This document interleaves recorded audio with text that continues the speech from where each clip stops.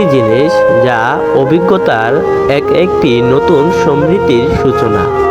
যে সম্পর্ক যা ধর্ম, বিচার, বিবেচনা ছাড়া গড়ে ওঠে সেটাই হলো বন্ধুত্ব। বন্ধুত্ব যদি একবার ভেঙে যায়, পৃথিবীর সমস্ত কিছু দিয়ে তার জোড়া লাগানো যায় না।